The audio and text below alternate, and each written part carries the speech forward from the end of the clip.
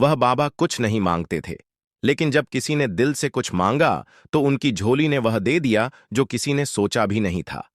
गांव के bus stand के कोने में एक बुजुर्ग आदमी हर रोज एक बड़े पत्थर पर बैठा दिखता था।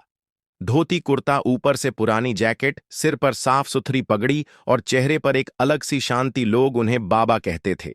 ना कोई उनसे बात करता, ना ही वह किसी से कुछ मांगते थे। बस चुपचाप बैठते और सामने आती जाती दुनिया को देखते रहते। उनके पास एक पुरानी सी झोली रहती थी।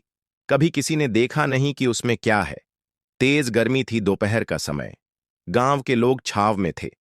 तभी एक जवान लड़का अर्जुन बाबा के पास आकर बैठ गया। वह थका हुआ, उदास और चुपचाप था।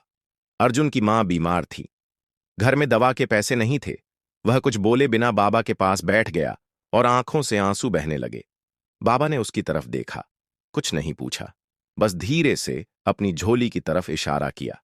अर्जुन ने सिर झुकाया और कहा, काश मेरे पास दवा के पैसे होते। बाबा ने झोली खोली और उसमें से एक छोटा कागज निकाला। कागज पर एक दवा की दुकान का नाम और एक पर्ची थी, और साथ में कुछ रुपए। अर्जुन चौंक गया। बाबा, आपने कैसे जाना? बाबा कुछ नहीं बोले, बस मुस्कुरा दिए। अगले कुछ दिनों में गांव में चर्चा फैल गई। बाबा की झोली जादुई है। कोई जरूरतमंद आए, कुछ मांगे, और बाबा की झोली से वही चीज निकल आती। पर एक बात सबने नोट की, झोली सिर्फ उन्हीं के लिए खुलती थी जो सच्चे मन से मांगते थे। जो लोग लालच में आते, उन्हें झोली से कुछ नहीं मिलता। एक दिन गांव का एक लालची व्यापारी बाबा के पास आया और बोला, मुझे 1000 रप चाहिए, व्यापार में लगाऊंगा। बाबा ने झोली खोली, खाली। व्यापारी गुस्से में चला गया।